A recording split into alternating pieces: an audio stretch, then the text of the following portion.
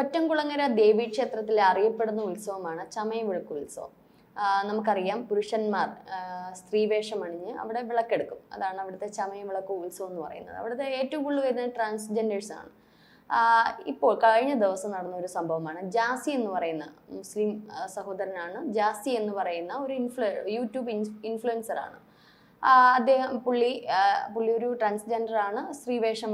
സ്ത്രീവേഷമാണ് സാധാരണ പുള്ളിക്കാരൻ ധരിക്കുന്നത്. വേഷമണിഞ്ഞ് ഈ അമ്പലത്തിൽ തൊഴുവാൻ വേണ്ടി വന്നു. അതിൽ കുറച്ച് ആൾക്കാർ അദ്ദേഹത്തെ വളരെയധികം അപമാനിക്കുകയാണ് ചെയ്തത്. സാർ ഇത് അറിഞ്ഞല്ലോ? ആ വിഷയം ഞാൻ അറിഞ്ഞിരുന്നു. അതെ.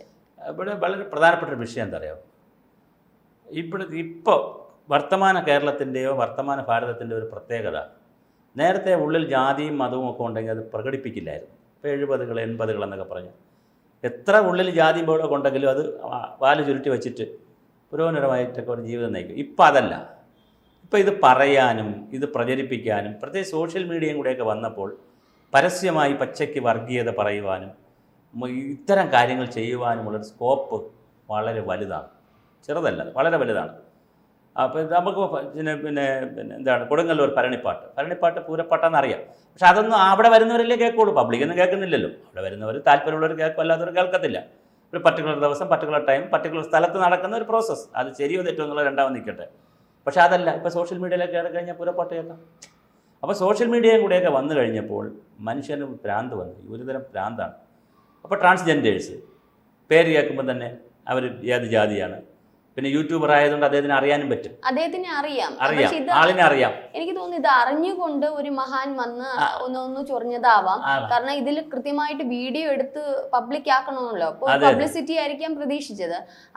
ജാസി എന്ന് പറയുന്നത് ഒരു യുവാവായിരുന്നു. പിന്നീട് അദ്ദേഹത്തിന്റെ വിവാഹം കഴിച്ചിരുന്നു.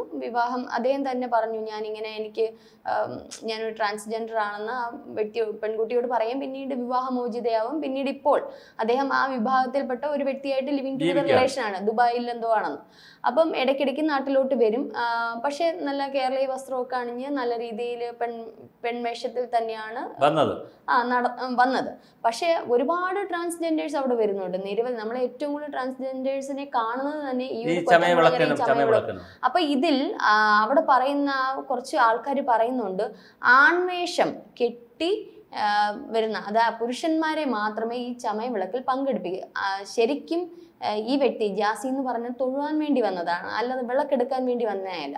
അപ്പൊ ഈ വ്യക്തിയോട് പറയുന്നു, ആ കൂടി വന്ന ഒരു ഗ്രൂപ്പ് ഈ പറയുന്ന നല്ല സാംസ്കാരിക മഹാന്മാരോട് പറയുന്നുണ്ട്, ഞാൻ തൊഴുവാൻ വേണ്ടി വന്നതാണ്, എൻ്റെ കൂട്ടുകാരിയാണ് വിളക്കെടുക്കുന്നത്, ഞാനല്ല.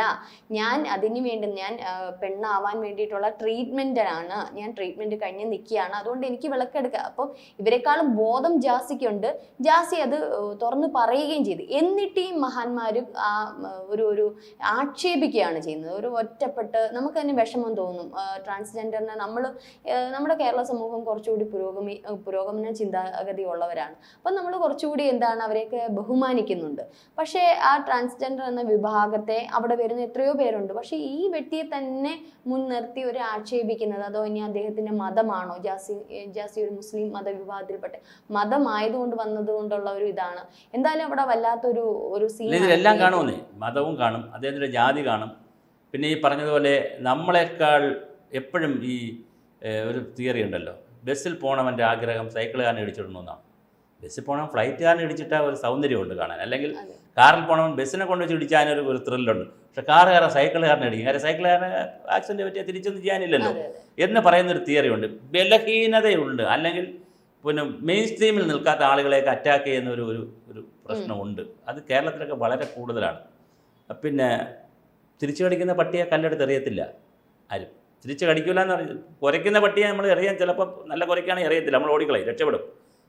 അതേസമയം പ്രതികരിക്കാതിരിക്കുമ്പോൾ അവർ ഇത് ചെയ്യും. ഇപ്പം ജാസിയുടെ മതം, ജാതി, പിന്നെ അത് കഴിഞ്ഞ് തന്നെ അദ്ദേഹം പറയുന്നുണ്ട്, ഞാനിങ്ങനെ തൊഴാൻ വന്നതാന്ന് പറയുന്നു. എന്നാലെങ്കിലും വിടണ്ടേ?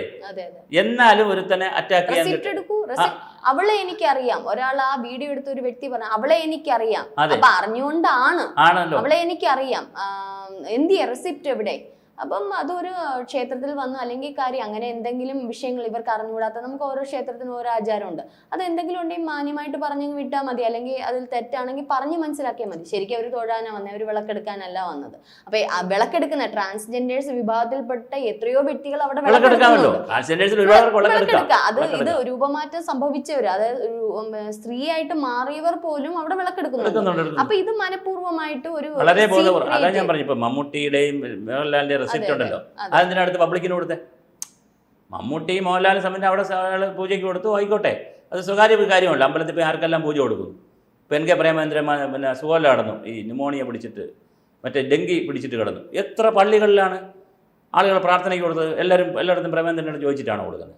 ഒന്നുമല്ല, ഒരാൾ ഒരു മന്ത്രിയാണ്, അന്ന് എം പി ആണ്, അല്ല മന്ത്രിയാണ്, അല്ല എം പി ആണെന്ന് തോന്നുന്നു, എം എൽ എ ആണ്, മറ്റുമാണ്, അത് എം പിയോ എന്ത് സംതിങ് ജനപ്രതിനിധിയാണ്. അപ്പോൾ അദ്ദേഹത്തിന് സുഖമല്ല കിടക്കുന്നു, ബുള്ളറ്റിൻ വന്നുകൊണ്ട് മെഡിക്കൽ ബുള്ളറ്റിൻ വരുന്നു, അദ്ദേഹം സീരിയസ് ആയിട്ട് കിടക്കുന്നു. അപ്പോൾ ആളുകൾ പ്രാർത്ഥിച്ചു എന്ന് പറയുന്നത് മോഹൻലാൽ മമ്മൂട്ടിക്ക് വേണ്ടി ഇത് ചെയ്ത് ആ റെസിപ്റ്റ് എടുത്ത് വെളിയിൽ കൊടുത്ത് കൺഫ്യൂഷൻ ഉണ്ട്. അതാണ് ഞാൻ പറഞ്ഞത്, ഒരു അഴുക്ക കൾച്ചറിലേക്ക് മലയാളി ഇങ്ങനെ ഗ്രാജുവലായിട്ട് പോയി. അതിന് ജാതി, മതം, വർഗം,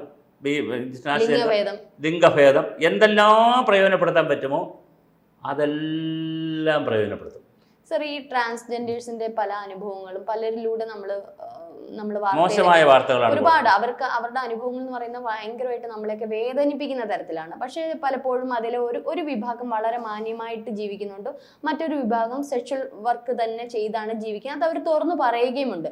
ഇവരെയൊക്കെ ഈ രാത്രി കാലങ്ങളിൽ വളരെയധികം സ്നേഹത്തോടെ നോക്കുന്നവരുടെ പകൽ ഇവരെ പറ്റി വളരെയധികം മോശമായിട്ട് പറഞ്ഞു. ഒരു വശത്ത് അവരെ ഉപയോഗിക്കുകയും പിന്നീട് മാറി വശത്ത് നിന്ന് അവരെ തെറി പറയുകയും ചെയ്യും. ഒരു വല്ലാത്തൊരു സമൂഹമാണ് നമ്മൾ, ഒരു രസകരമായ സമൂഹമാണ്. പിന്നെ ഞാൻ എന്താ പറഞ്ഞത്, സെക്സ് വർക്കേഴ്സ് എന്ന് പറയുമ്പോൾ സ്ത്രീകൾ മാത്രമല്ലല്ലോ സെക്സ് ചെയ്യുന്നത്, അവിടെ ഒരു പുരുഷൻ കൂടി ഉണ്ടല്ലോ. അയാൾ പൈസ കൊടുത്തിട്ടാണല്ലോ ഇത് പോകുന്നത്.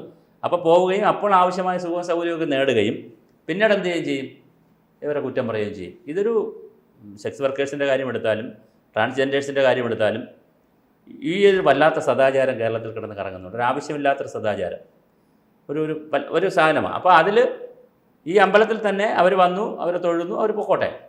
ഇനി അവർ വിളക്കെടുക്കുകയാണെങ്കിൽ അതിൻ്റെ സാങ്കേതികമായി എടുക്കുകയാണെങ്കിൽ എന്താ വെച്ചാൽ അവരുടെ പറയുക, കറക്റ്റ് ചെയ്യണം. അവർ പറ്റൂല്ലെങ്കിൽ, ആചാരത്തിന് പറ്റൂല്ലെങ്കിൽ, നമുക്കറിയില്ല അമ്പലത്തിലെ കാര്യം. അത് ആരാ പറയേണ്ടത്? ഭരണ നാട്ടുകാരല്ല. നാട്ടുകാർക്ക് എന്താ കാര്യം ഇതിനകത്ത്? നാട്ടുകാർ വരിക തൊഴുക, അയാളെ പോലെ തന്നെയാണ്, ഈ വന്ന ജാസിയെ പോലെ തന്നെയാണ് ബാക്കിയുള്ളവർ വന്നത്. അവരുടെ അമ്പലമൊന്നും അല്ലല്ലോ, അമ്പലത്തിൻ്റെ ഭാരവേളമെന്ന് പറഞ്ഞാൽ ഇവിടെ ഇങ്ങനെയൊക്കെയാണ് കാര്യങ്ങളൊക്കെ സമ്മതിച്ചു, അത് ബൈൻഡിങ് ആണ്. അതേസമയം ഇത് നാട്ടുകാർ കൈകാര്യം ചെയ്യുന്നു. അവർ ഉടനെ നാട്ടുകാർക്കെല്ലാം റെസിപ്റ്റ് കാണണം, അവരങ്ങ് പോലീസാവുകയാണ്. അവരുടനെ പബ്ലിഷ് ചെയ്യുന്നു, അവർ പോലീസാവുകയാണ്. എന്ത് സംവിധാനമാണ് ഈ നാട്ടിൽ നടക്കുന്നത്? അതാണ് ഞാൻ പറഞ്ഞു. ഇവിടെ പിന്നെ സംഘടിതമായ രീതിയിൽ മതത്തെയും ജാതിയെയും വർഗത്തെയും എല്ലാം ഉപയോഗിക്കുന്നു. വളരെ മനോഹരമായിട്ട് ആത്മീയത എന്നൊക്കെ പറയുന്നത് കുറച്ച് മനോഹരമായ കാര്യമാണ് എൻ്റെ കാഴ്ചപ്പാടിൽ. ഞാനിതൊക്കെ പഠിക്കാൻ ശ്രമിക്കുന്ന ആൾ. മനോഹരമാണ്. മനുഷ്യർക്ക് ആവശ്യമുള്ളവർക്ക് അതിൽ തേടിപ്പോൾ ഭൗതിക ലോകത്ത് ഭൗതിക ജീവിക്കാം, അല്ലാത്തവർക്ക് തേടാൻ പറ്റുന്ന മനോഹരമായൊരു മേഖലയാണ്. അതിനെയാണ് ഒരു പുരോഹിത വർഗവും ജീവിക്കാൻ കൊണ്ടു നടക്കുന്ന ഒരു വർഗവും ഇതുപോലൊരു വർഗവുമുണ്ട്. ഈ മൂന്ന് കൂട്ടരും കൂടിയാണ് ഇതിനെയൊക്കെ എന്ത് ചെയ്യുന്നത്, ഇത് കംപ്ലീറ്റ് കൺഫ്യൂഷൻ ഉണ്ടാക്കി ചെയ്യുന്നത്. അപ്പോൾ ട്രാൻസ്ജെൻഡേഴ്സ് എന്ന് പറഞ്ഞാൽ ട്രാൻസ്ജെൻഡേഴ്സ് എന്നുള്ളതല്ല, ഞാനിപ്പോൾ SC/ST വിഭാഗം, ദളിത്, ട്രാൻസ്ജെൻഡേഴ്സ്, കുട്ടികൾ, സ്ത്രീകൾ, അതായത് പൊതുസമൂഹത്തിൽ ശാരീരികമായോ മാനസികമായോ സാംസ്കാരികമായോ രാഷ്ട്രീയമായോ ഏതെങ്കിലും തരത്തിൽ പിന്നോക്കാവസ്ഥയിൽ ഏതെങ്കിലും കാലത്തിൽ പോയവരോ അംഗപരിമിതമായിട്ടുള്ളവരോ ആയിട്ടുള്ള ഏതെങ്കിലും, അതായത് മെയിൻ സ്ട്രീമിൽ നിൽക്കുന്നവർ, ചെറിയ വ്യത്യാസമുള്ളവരുണ്ടല്ലോ. പിന്നോക്കം എന്നല്ല ഞാൻ പറയുന്നത്, പിന്നോക്കം എന്നുള്ള അർത്ഥത്തിലല്ല, എന്തെങ്കിലും ഒരു ഡിഫറൻസ് ഉള്ളവരുണ്ടല്ലോ, അത് ഏതെങ്കിലും തരത്തിലാവട്ടെ ഡിഫറൻസ് ഉണ്ട്, ആ ഒരു വ്യത്യാസം ഡിഫറൻസ് ഉള്ളവരെ എത്ര കണ്ട് കരുതുന്നു എന്നതാണ് ജനാധിപത്യത്തിൻ്റെ മാർക്ക്. ജനാധിപത്യത്തിന് ഇടുന്ന മാർക്ക് അതാണ്, എത്ര കരുതുന്നു. ഈ കരുതൽ, അങ്ങനെ പറയുന്നത്, കരുതൽ വേണ്ട വിഭാഗത്തിന് എത്ര കണ്ട് കരുതുന്നു. പൊക്കമുള്ളവനും പൊക്കമില്ലാത്തതിന് ചെയ്യുമ്പോൾ പൊക്കമില്ലാത്തതിനെ അടിച്ചിടുന്നതല്ല പൊക്കമുള്ളവൻ്റെ കഴിവ്, പൊക്കമില്ലാത്ത ആളിനും കൂടെ കൊണ്ടുപോകുമ്പോഴാണ്. സാക്ഷരത കേരളം എന്ന് പറയുമ്പോഴും നമ്മുടെ പാഠപുസ്തകത്തിൽ ഇനിയും എന്തൊക്കെ ഉൾപ്പെടുത്തും? അല്ല, സാക്ഷര കേരളം എന്ന് പറയുന്നത് എന്താണ്? അക്ഷരം എഴുതാനും വായിക്കാനും പഠിച്ചു, പിന്നെ കുറേ ഡിഗ്രികളും പഠിച്ചു, അതുകൊണ്ടാണ് ഗുണം പറ്റി. സ്വാർത്ഥനാവാൻ പഠിച്ചു. മലയാളം ഏറ്റവും കൂടുതൽ വലിയ സ്വാർത്ഥന, ഏറ്റവും കൂടുതൽ വിദ്യാഭ്യാസം ഉള്ളവൻ, ഏറ്റവും ഈഗോ ഉള്ള ആൾ. ആലോചിച്ച് നോക്കും നിങ്ങൾ. ഏറ്റവും കൂടുതൽ തട്ടിപ്പ് നടത്തുന്ന ആദിവാസികളല്ല, ദളിതുകാരല്ല ഏറ്റവും കൂടുതൽ ഇവിടുത്തെ അഴിമതി നടത്തുന്നത്, പഠിച്ചവനാണ്. വിദ്യാഭ്യാസമുള്ളവനാണ്. മതവിദ്യാഭ്യാസം നടത്തുന്നതിനേക്കാളും നല്ലത് ഇത്തരത്തിൽ പാഠപുസ്തകങ്ങളിൽ ഈ ഒരു മോറൽ വിദ്യാഭ്യാസം കൊടുക്കണമെന്ന് ഞാൻ പറഞ്ഞത്. മതവിദ്യാഭ്യാസം അല്ല കൊടുക്കേണ്ടത്. മോറൽ വിദ്യാഭ്യാസം ശരിക്കും മൂല്യാധിഷ്ഠിതമായ വിദ്യാഭ്യാസവും മൂല്യാധിഷ്ഠിതമായ ജീവിത കാഴ്ചപ്പാടുകളും സഹജീവികളിലും ഉള്ളത് ജീവനാണെന്നും അത് ട്രാൻസ്ജെൻഡർ ആയാലും കൊള്ളാം, മൃഗമായാലും കൊള്ളാം. പുല്ല് മുതൽ പൂനാര വരെയുള്ള പിന്നെ സസ്യങ്ങളാവട്ടെ മൃഗങ്ങളാവട്ടെ എന്തോ ആയിക്കോട്ടെ, അതിന് എല്ലാറ്റിനും ഒരു ജീവനുണ്ടെന്നും ആവശ്യമുള്ളത് മാത്രം എടുക്കണമെന്നും ആവശ്യമില്ലാത്തതിനെ റെസ്പെക്റ്റ് ചെയ്യണമെന്ന് പറയുന്ന ഒരു സമൂഹം നമ്മളിനി ആര് വരും എങ്ങനെ കൊണ്ടുവരും നമുക്കറിയത്തില്ല. അതിന് റോൾ മോഡലുകൾ നമ്മുടെ മുന്നിലില്ല. അതാണ് പ്രശ്നം.